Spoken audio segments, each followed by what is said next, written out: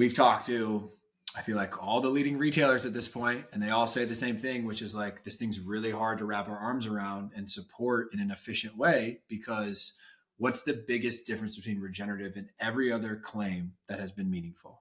It's not binary. Every other claim is yes or no. Every other claim is black and white. You're organic or you're not. You're non-GMO or you're not. You're keto friendly or you're not. You're gluten-free or you're not. Regenerative is, you're regenerative in this way, which maybe everyone doesn't even agree with, or, whatever it is, because we have 6, 7 different certification programs. We have uncertified brands with legit claims. We have uncertified brands with unlegit claims. So there's a unique opportunity within the industry to unify and have some success and better collaborate. And there's also this necessity for someone or a group of people to be mediators of some degree, to create some harmony within a lot of chaos and division right now. And ultimately, what everyone needs to understand and face up with, which is what I feel like a lot of the group, a lot of the crew hides from, is this is harming our ability to engage the consumer. And that's, at the end of the day, that is all that matters. If you want your program to be successful, if you want the brand to be successful, if you want the farmer to be successful, if you want the product to be successful in terms of making a regenerative claim, if we cannot properly engage the consumer, none of it matters.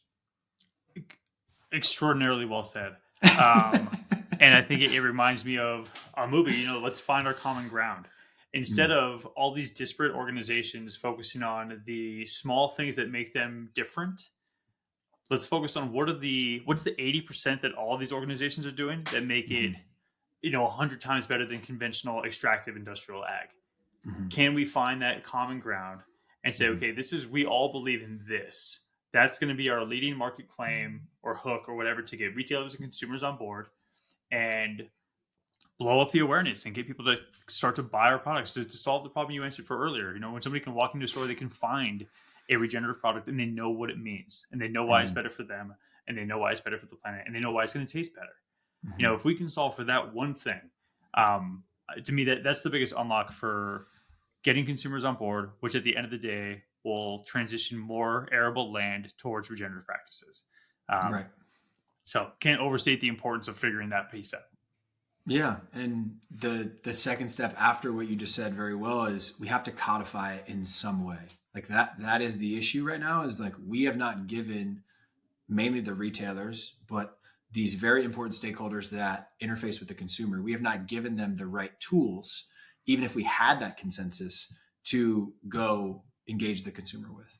Right. And so that's what we're trying to help do in some capacity, is not only reach that consensus and get that 80%, but also codify it into some sort of process, systems, resources, tangible images, tangible messaging that can be used across the board, because we actually have to use those tools to engage people to reach that understanding.